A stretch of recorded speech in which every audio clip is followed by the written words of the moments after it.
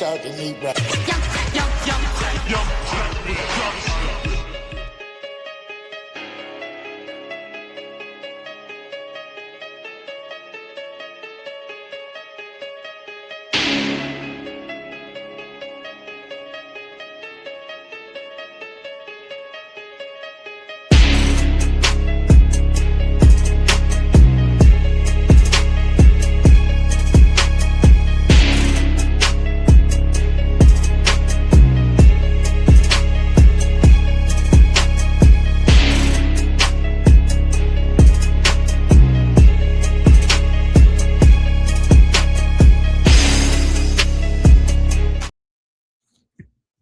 What up? What up? What up? Ladies and gents, boys and girls, you are now tuned in to a brand new video of Sportsway with Dray podcast. I am your host with the most, the Hood's ESPN, Crystal Street's very own, Dray. What's up? What's up? What's up? Once again, thank y'all for y'all continued support of the podcast. Keep it going, keep it growing, keep it flowing. If you haven't already, it's right there on the bottom of the screen. Subscribe to the channel. Also hit that notification bell so that way once a video is uploaded, you will get a notification letting you know that I dropped a new video. Like the video, share the video, leave a comment, tell a friend, all that good stuff. Whew, man, oh man. This video here, I'm going to speak on this beautiful, beautiful weekend of WNBA basketball. Now, I'm going to be transparent with you. Didn't watch all the games, but I'm just going to, give my little assessments on them or whatnot. I'll let y'all know which ones was the ones that I didn't watch and then the ones that I did watch, because especially the ones that happened today, those were the ones I definitely watched. I had so much time to tune into those games. The ones that was from Saturday, probably only one of them I watched. Probably only one of them I watched, and that was the Dream and the Storm. But I'm going to give my assessments on all of them, and yeah, so that's basically what's on the agenda for this. I'm going to try to put this all together in less than a half hour. But again, beautiful, beautiful, beautiful weekend of WNBA basketball. Obviously, last week we dealt with so much drama, so much unnecessary drama. And, Alyssa Thomas being suspended, unjustifiably, in my opinion, over the whole fist to cuff when it pertains to Caitlin Clark. But that's a story for another day. I told myself that I wasn't going to speak on that because what I got to say is not going to be pleasant, and I don't want my channel getting flagged. So, I'm going to stick to the positive things that's going on in the WNBA. And actually, it actually started on Friday. In my last video, I talked about the Chicago Sky and the Portlandfire, the perfect performance that Camila Cardoso did. Sydney Taylor is now emerging as one of the bright rookies this year, someone who was undrafted. And then, the Chicago Sky breaking the WNBA record for assist in the game. So basically the beautiful weekend of basketball actually started on Friday. But let's get to the Saturday game, shall we? And again, I'm going to be transparent. I'm going to be perfectly honest with you. I'm not going to sit here and say that I sat and watched all of these games. You know what I'm saying? I have a life outside of podcasting, and I had things that I had to do, and I was not able to watch all the games. But again, I'm going to be transparent with you. One of the games that I didn't catch, that Mercury and Tempo game, I didn't catch that one. Okay, I didn't catch that one. I was too busy out and about, with my parents. For those of y'all that don't know, the God MC Jay-Z is getting ready to have a concert at Yankee Stadium in my city next weekend, and he had a pop-up shop starting Thursday and Friday. So being that I work Thursday and Friday, I wasn't able to go to the pop-up shop. I'm trying to get merch for this concert on the 10th, which is celebrating the 30th anniversary of Reasonable Doubt. So I did a lot of running around. Luckily, he still had the pop-up shop. It was brought to my attention that it was still going on until July 5th. So I had to go over there to, see what it was all about. And luckily I was able to get some merch dedicated to the Reasonable Doubt album that dropped 30 years ago. So I'm fully equipped for this Hove concert on July 10th. And I'm going to the one on July 12th, which is the extra ending one. The Blueprint one I couldn't do. Too rich for my blood. But nonetheless, back to this. The Mercury and Tempo. Again, I didn't watch this game, but as you can see, Kalia Copper had 27 points. And I want to salute the Phoenix Mercury. Okay. I wanna preference that right now. I wanna salute the Phoenix Mercury because obviously they played this game with a heavy heart. Obviously, I just said a few minutes ago that Alyssa Thomas was suspended for that game. Obviously, this was an emotional game for them. And obviously, they wanted to go out there and play real hard for their star player, for their leader, to say the least. And clearly they did that. And it was also brought to my attention while I was out and about that Marina Mabry didn't even play. She had neck spasms, which is crazy because she had just came off of that historic 53 piece that she put on the LA Sparks. And then this game, she was unable to play. But salute to the Phoenix Mercury because, again, like I said, this wasn't an emotional game for them. I'm almost certain a lot of people had Phoenix probably losing this game because Alyssa Thomas wasn't playing. But Kalia Copper showed the veteran that she is, the veteran leadership that she has. Again, this is a WNBA champion with the Chicago Sky, a finals MVP with that Chicago Sky team. So she carried that team on her back and helped them to victory in that game. So again, I just wanted to just give my opinion on that, even though I didn't watch the game. The second game that was on the agenda was the Indiana Fever and the Los Angeles Sparks. Now, obviously, two key players were not a part of this game. Caitlin Clark was not a part of this game. Obviously, because of the back injury. I think on Friday it was announced that she was going to sit out for this game.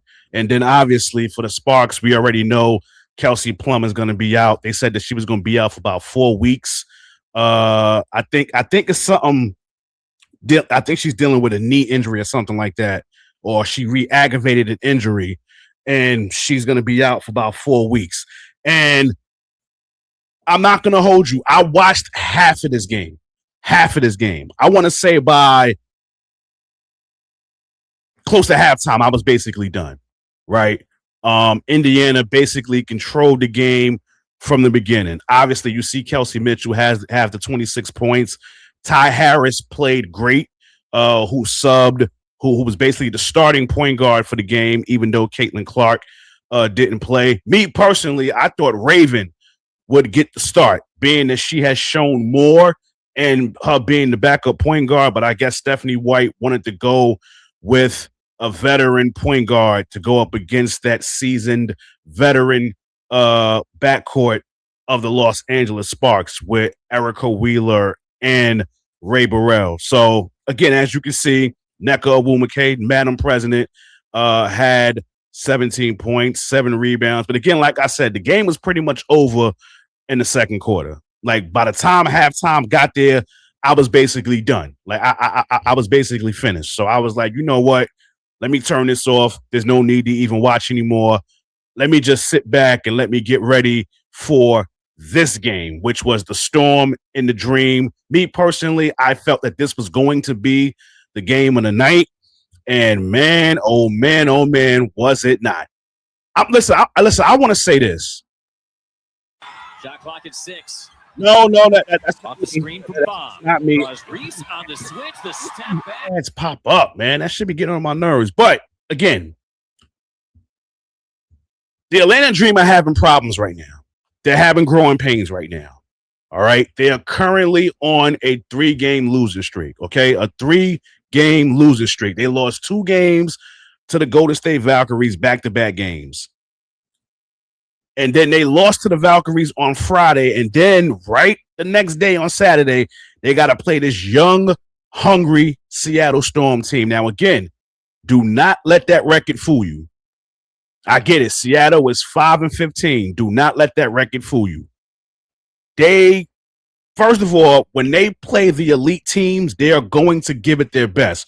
When they play the teams that everybody deems as championship contenders, they are going to give it their all. And look at these numbers.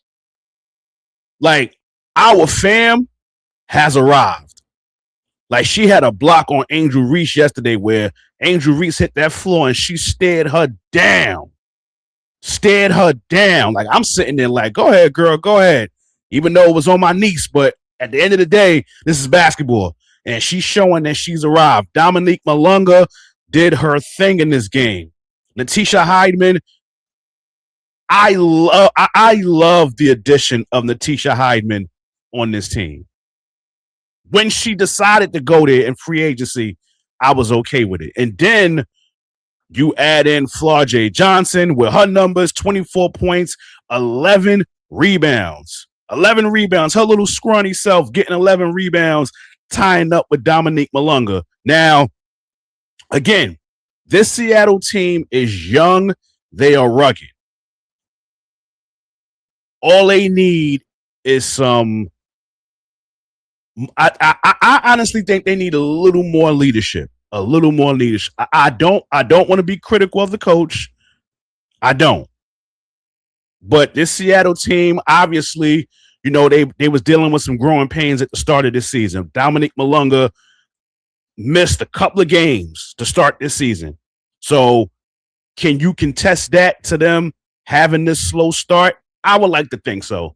Our fam, remember, she didn't play at the start of the year either. So for the most part, it was just Flau'jae. But clearly, that is the big 3 of this team. And then you add, you know, Natisha Hydeman as the vet, as the vet, the OG on the team. You still got Big Mama Steph. So this Seattle team, I don't want to say a storm is brewing, but if they can somehow get it together, again, they're not going to make the playoffs. But what I truly believe is they're going to make it difficult for all of these teams that are top contenders. And then again, if you look and you just see what happened with Atlanta, I mean, Angel Reese, 4 for 10 from the field. Wasn't good field goal wise. Let's just call it what it was. She didn't have the best game. Most of her points came from the free throw line. She was short of her double-double. Alicia Gray, 15 points, 5 for 16 from the field. That is not going to cut it. 1 for 7 from the three-point line. Nasty work. Joy in Canada. Okay, she wasn't effective scoring, but guess what? 10 assists. She, like, when it comes to distributing the ball, she is one of the best point guards in the league. Ryan Howard, I knew she was going to come out swinging this game because she didn't play well against the Golden State Valkyries. So I already knew, I already knew that Ryan Howard was going to try to make a statement in this game. But unfortunately, like I said, the Seattle Storm was just too much for the Atlanta Dream. Now, obviously, the thing everybody is talking about is at the end of the game where Flau'jae Johnson tried to, give Angel Reese a pound, and Angel Reese just walked right past her like she wasn't even there. Now, there's a lot of people out there saying, oh, bad sportsmanship and yada, yada, yada. Me personally, Angel Reese didn't owe her nothing. And me personally, the game is still going on. So why would you even be wanting to handshake somebody or dap somebody up as the game was still going on? This is equivalent to what happened with Minnesota and San Antonio in the NBA. The game was basically out of reach. I think it was the clinching game of the series, if I'm not mistaken. And I think San Antonio basically beat shit down Minnesota's leg that last game. And Anthony Edwards went from his bench and went to the San Antonio bench and just dapped everybody up. And then everybody, had their, some people was okay with it. Some people had an issue with it. Me, I had an issue with it. You don't dap up the opposing team while the game is still going on. You dap them up when the game is over. You know what I'm saying? And in this situation, I felt it was the same way. Like, again, if you didn't follow Angel Reese and Flora J. Johnson in college, then you probably wouldn't understand why Angel Reese did what she did. Obviously there was some issues between the mothers, and obviously that didn't sit very well. I think it was something pertaining to Flora J's mother saying something about Angel Reese academically, and then Angel Reese's mother, chimed in, and then it just became this drama thing or whatnot. So with Angel Reese not dapping her up, I have no problem with it because see me, why would you even be wanting to do that during the game anyway? I think it was like a good minute or two left in the game. And yeah, for the most part, the game was probably out of reach already, but still, you try to dap her up after the game. You don't do that during the game. See, for me, that's showboating. If you act that's like trying to show her out. You know what I'm saying? So for me, I had no issue with what Angel Reese did, but to be honest with you, I do hope that they kind of patch things up behind the scenes at the end of the game. Usually there's secluded areas where there's no cameras around or whatever. I'm hoping they was able to patch that up. These are two young women who are the future of the WNBA, and also they were teammates at LSU. They won a national championship together, so I'm kind of hoping they was able to do something behind the scenes that we don't know about. But yeah, this Seattle team, if they can, again, I don't think they're going to make the playoffs, but I truly believe if all three of them is on a court like this, these top teams, they better watch out. They're going to make it difficult for all of those top teams that make the playoffs. They on some, we not going to make it, but guess what? We going to make it difficult for y'all. The seeding that everybody think y'all gonna be, y'all not gonna be playing us. So salute to the Seattle Storm for that amazing, amazing performance. So those were the Saturday games. Now let's get to the Sunday game, shall we? Hold on a second. Hold on. Okay.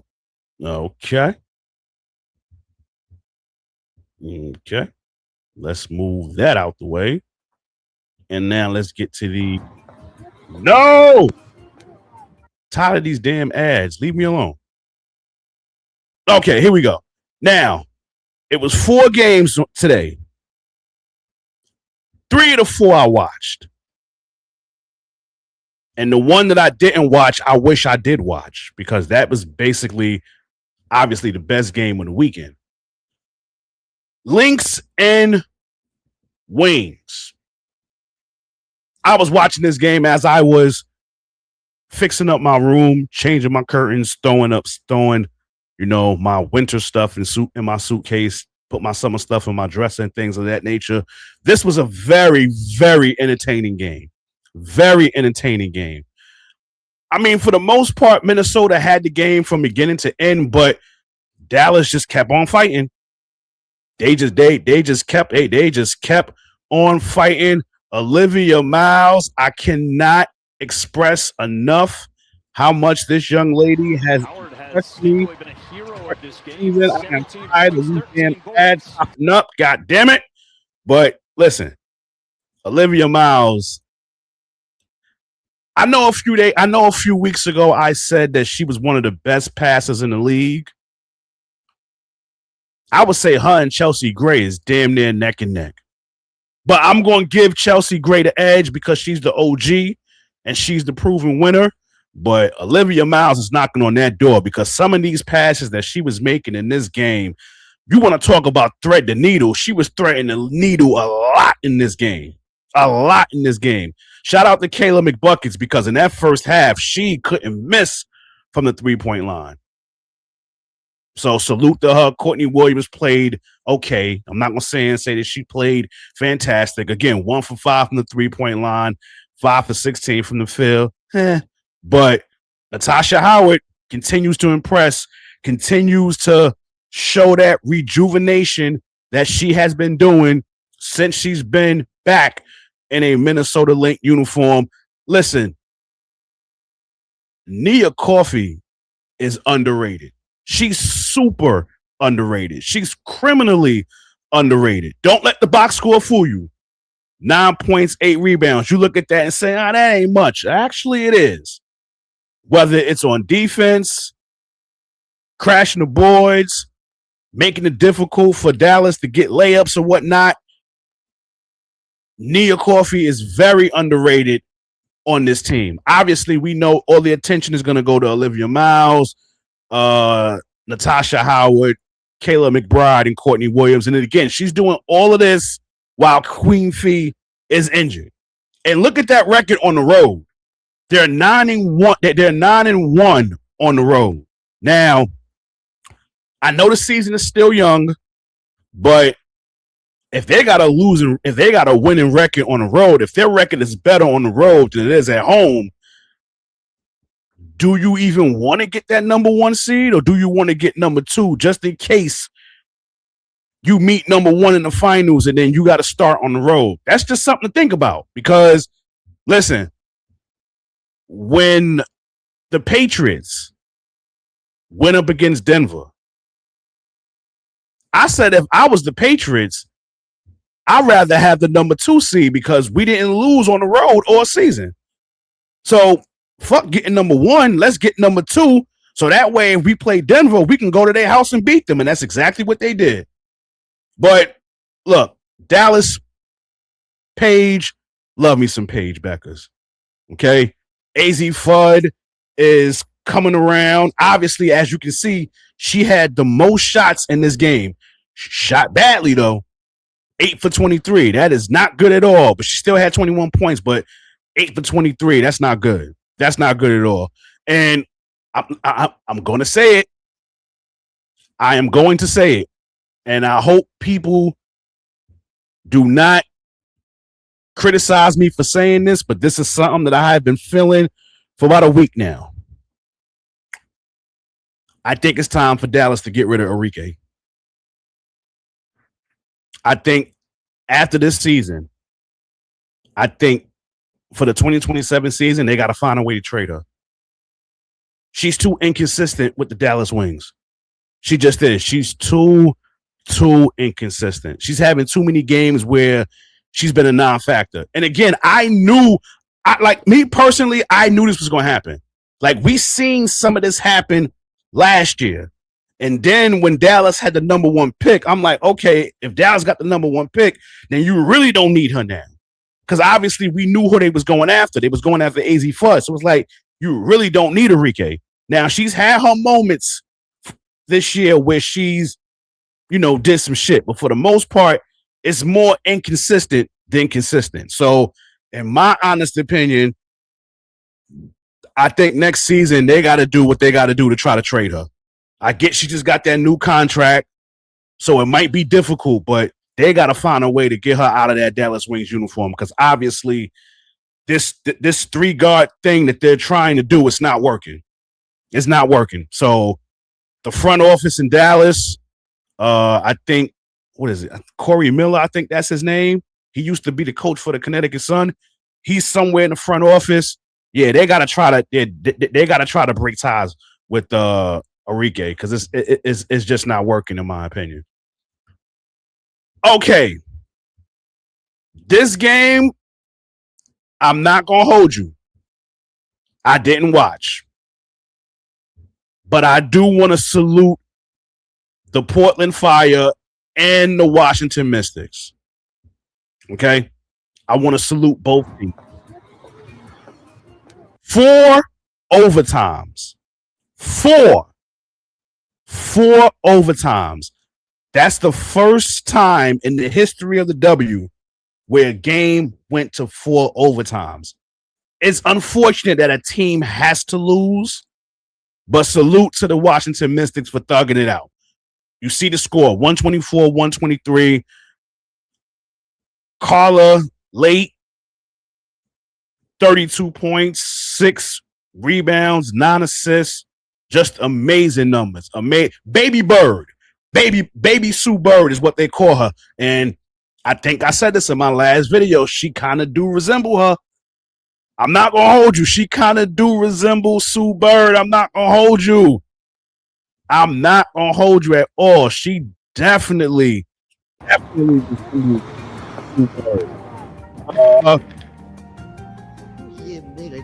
Ellie, we're so happy ads, man. Leave me alone. Sarah Ashley Barker, 25 points. I think that might be her.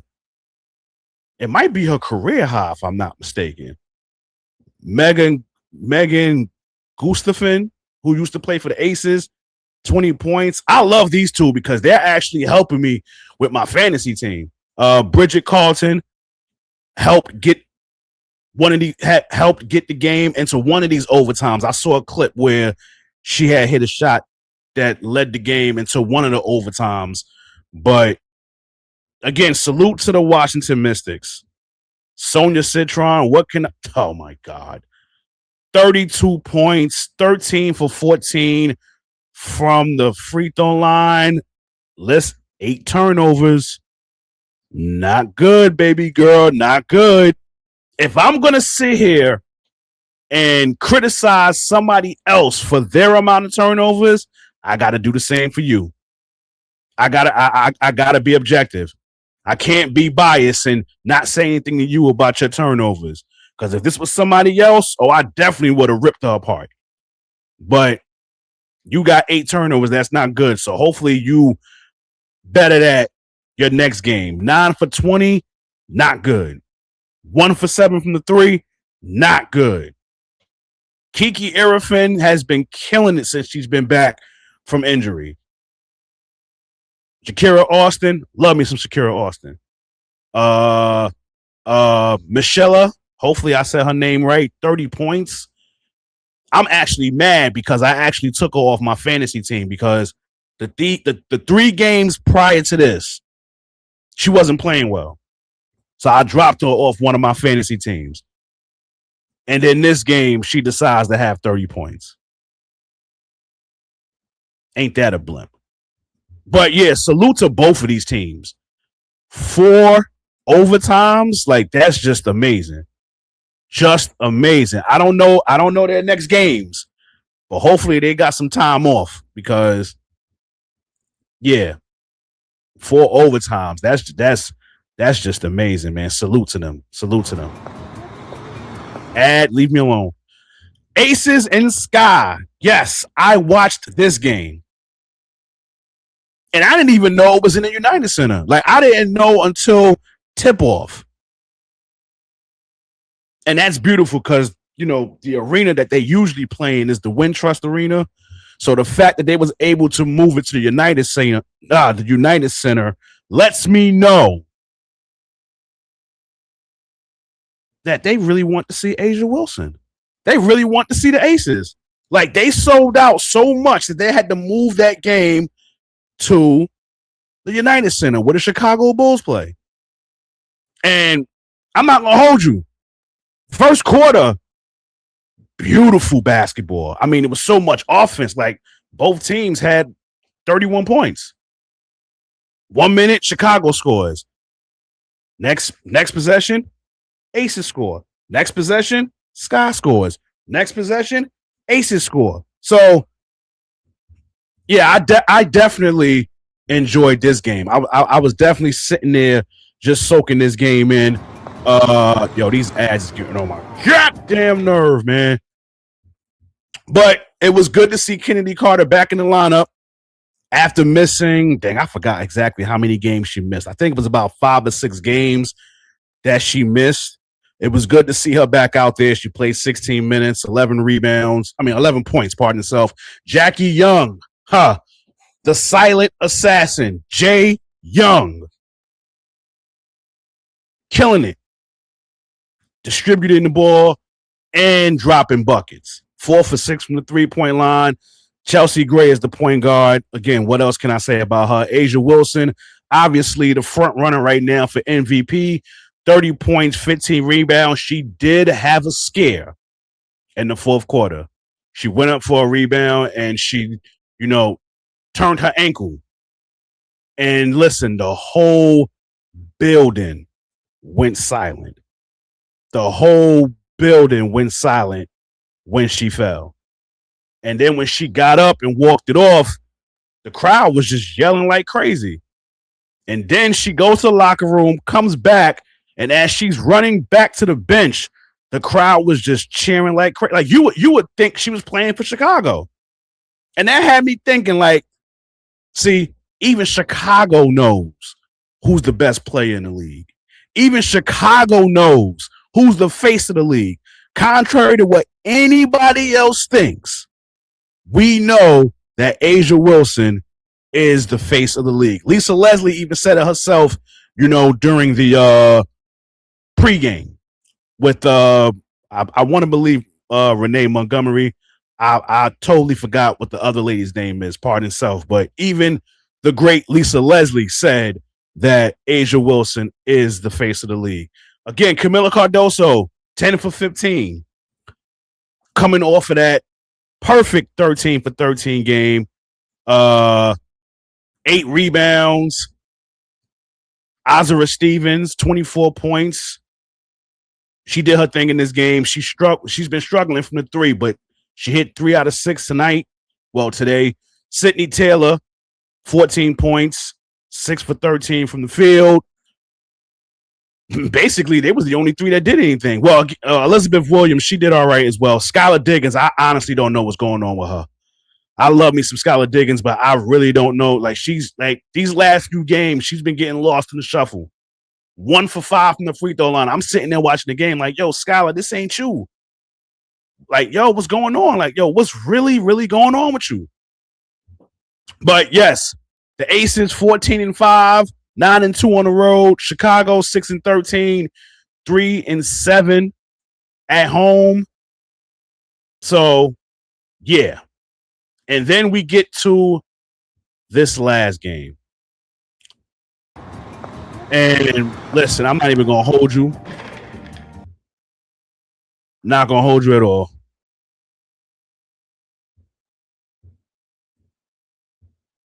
This one,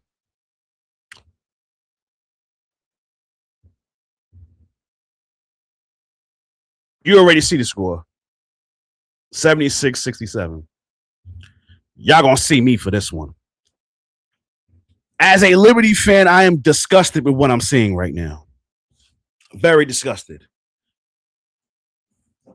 We are, and I think I posted something on my social media channels, social media platforms at the end of this game.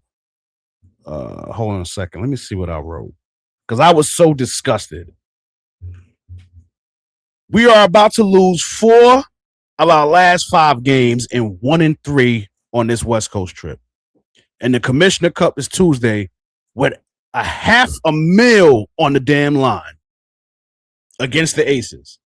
That's exactly what's on the line on Tuesday in the Commissioner Cup. But forget the Commissioner Cup. I'm talking about what's been going on these past few games. Obviously, we lost to Washington last weekend. And we lost to the Sparks and that 1-point, basket, the walk-off from Nneka Onwuemeke. We beat the Aces. And then we lose to Seattle, who we had no business losing to. And then now we get the doors beaten out of us by Golden State. Now, Golden State have owned us this season. I think the first game they played us at the start of the season, they beat us by 17 points. 76-67 was the score of this game. You do the math. I'm assuming that's about 11. My timing is off, my count is off right now because I'm so ticked off. I'm so disappointed in this Liberty team right now. And they're picking the wrong time to act up. And I get it.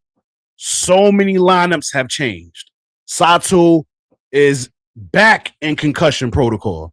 Remember, she was already in it to start the season, and she was dealing with assists. Now she's back in concussion protocol after a concussion that she sustained earlier this week against the Las Vegas Aces. The way they played in this game, I ain't going to hold you. The first half was touch and go because neither team could get anything off. They couldn't shoot threes. Neither team could shoot threes. But at the end of that first half, Golden State just started wetting threes. I think they had hit 3 or 4 threes before halftime. And then once you get that crowd involved, because remember, like I said, Golden State, that's a tough place to play for any team. That is a tough place to play. And they show it every single time they play there. But what I picked up from this game is that we just got out-hustled. We got out-hustled and we got out-coached, which is nothing new because, again, I've said this in recent videos, and I'm going to keep saying this. I just can't get with this coach.